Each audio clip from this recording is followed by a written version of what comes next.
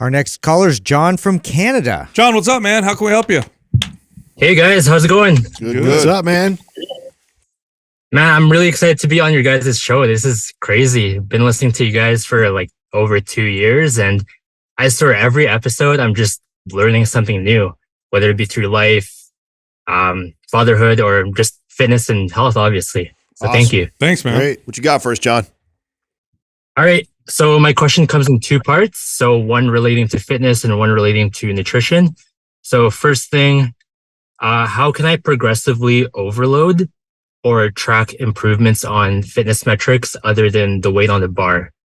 So I know putting weight on the bar, it's to me, it's objective, whereas other metrics like tracking your mobility or balance, to me, it seems a little bit subjective. And number two, I've never really tracked my macros consistently, and I kind of just eyeball what I eat, making sure I have a balance of protein, carbs, fruits, veggies, and all that. However, I feel pretty good. So is this a case where is this a case where if it ain't broke, don't fix it? Or is there value in me tracking calories or macros? Just a background. I'm 24 years old, been working out for over 6 years, but it's only been the past 2 years where I've been dialed in and consistent. For the first part about progressively overloading, well, there's a lot of different ways to do this. You mentioned a few in your question: balance, stamina, mobility, control, tempo. And then one that's objective and easy is total volume, which is weight times reps times sets. And that's your total volume. And you can slowly over time increase your total volume of your workouts. At some point, though, you can't progressively overload, right? If you've been doing this for 10 years, like there's only so much volume that you can go up. There's only so much weight you can add to the bar. And yet you can still make improvements. And one of the best ways to do that is to introduce exercises that you're not good at, to learn new movements, challenge stability, or just challenge different athletic pursuits that you haven't trained before. But those are the best ones, right? I like range of motion and control and stability, and I like total volume a lot. Weight on the bar is great. Total volume, though, tells you a lot more because, you could do a high rep exercise with less weight and actually do more volume. Oftentimes you do more volume than if you were doing heavy weight with low reps. And total volume speaks more to recovery and adaptation than just total weight.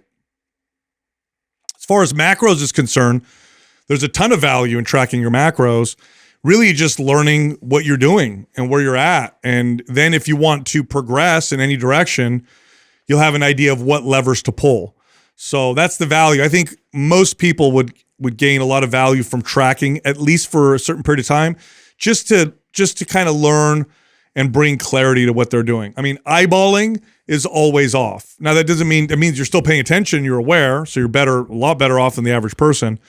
But nobody guesses right. I don't guess right. Adam doesn't guess right, and Adam tracked for years. So tracking is illuminating oftentimes. You'll look at me like, wow, I thought I was eating more protein than that. Or wow, that's how many calories I'm eating. I thought it was over here. And then you have a better idea. And then if you ever want to like pull a lever, you know where to go. John, what programs of ours have you ran?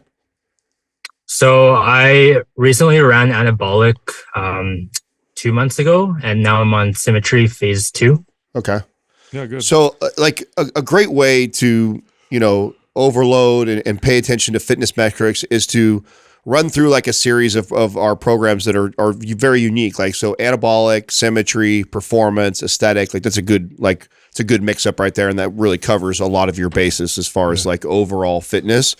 And as you come back around through those, you're looking at improvement. When you're in anabolic, you're looking at improvement on your squat and deadlift and how much stronger you got. When you get through performance, you're paying attention to how good you can do some of those challenging exercises that are unique, the mobility, the depth of your squat. Like, can you perform the lunge matrix really well? Like, you're looking at stuff like that. When you get to aesthetic, you're focusing on shaping and sculpting the physique. Did you gain an inch on your biceps? Does your shoulders look better than they did the last time around? So those are like really basic, easy metrics too, to pay attention to watch as you go through the program. And the program's laid out for you, so you don't have to like overthink this process. You just go through it. You stay on top of your sleep and diet, nutrition, and you try to improve every time you go through the programming. As far as the nutrition goes, I'm with Sal. Like, if you're somebody who's doing well, and like you said, if it ain't broke, why fix it? Well, yeah, you don't necessarily need to change a bunch, but I would every once in a while, and I still do this, where I'm like, you know what, I'm gonna track this week and just see what I'm doing. And every time I do that, I recognize a few things. Oh wow, I didn't realize I wasn't getting that much fiber. I need to, and then I can not track, but then I'll just make sure I add foods that are high in fiber because I tend to miss that. Or, oh, wow, I thought I was getting more protein than I was. I was actually under eating protein. I'm going to bump or add a protein shake in there every day. So I think checking in every once in a while to see what you're currently doing and pay attention to some of your habits that you may be doing that may be like you may be missing the mark on a couple things. And then you go back and you just start to add those things in the diet, and then you don't have to track. Don't pay attention for a while, and then recheck back in and see if every time you check back in, you're doing a better job of really, without tracking, being able to target the things that your body needs. Yeah, I'm a big proponent for reassessing. So not just in the beginning, we kind of point people towards our MAPS Prime Compass tests, just to see kind of where we're at in terms of our range of motion, our stability, our joint function. And so to be able to come back like 2-3 months and like kind of periodically throughout the year to kind of see where you're at in terms of the changes, or even if you've been lifting heavy and getting stronger, how is that affecting your mobility and your overall functionality with that? So that's one to always kind of throw in there to reassess and look at. I think that the Turkish Get Up is a very valuable exercise for assessing a lot of what a lot of people don't realize in terms of control and in terms of strength and being able to move in a very detailed way, and to be able to do that like while holding weight and while anti-rotational components there that you're trying to control your body at a pretty high level. So I would use that one as another measure for being able to see your progression just with your overall body's performance. I think that's a good one to kind of look into as well. Yeah, it's definitely an exercise I've never done before, so it'd be really cool to incorporate that for sure. Yeah, good deal. So, but I like the program you're following now. Yeah. I think Symmetry is great. Yeah, you're on the right track. Yeah, I'm loving it so far. It's completely novel to me, and the fact that there's isometrics and unilateral stuff in there, it's been really helpful. It'll be interesting to see at the end when you get to when you do the bilateral stuff, just what kind of strength gains you got, and especially for your age, the questions you're asking, and for your age, and you've only been really doing this consistently for 2 years.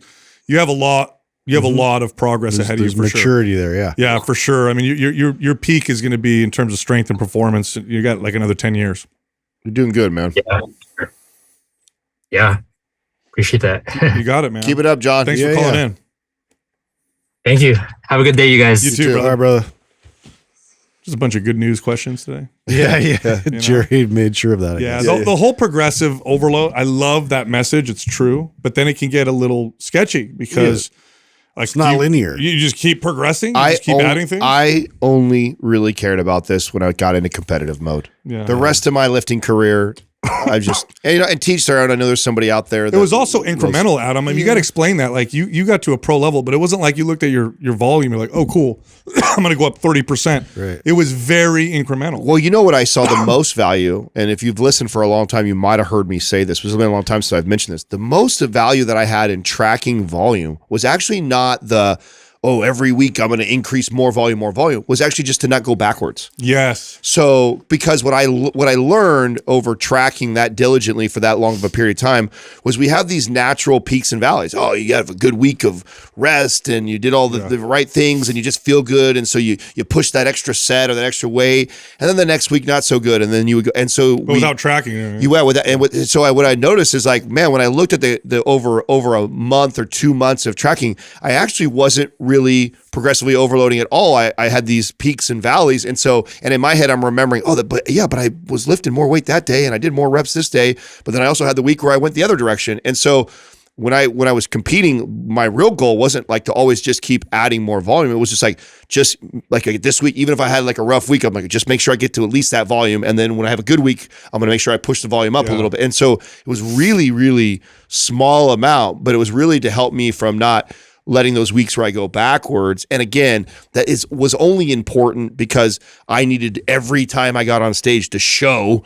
I need to show that I've improved my physique, and so I'm like on a timeline. If it was just real life, like I deal with now, Just listen to your body. yeah, just listen to my body, and I'm gonna have times when I'm progressing well, and other times when I'm regressing a little bit, and other times where I'm just kind of maintaining, and and I'm always trying to adjust things in the day to make better sleep and better this and better that. But I'm not a fan of really getting hung up on a lot of these metrics unless you are in some sort of a competition where we've got to be down. But even then, like if you looked at it over the course of a year, it's incremental. Yeah. It's not these massive jumps in progression. Yeah. You know?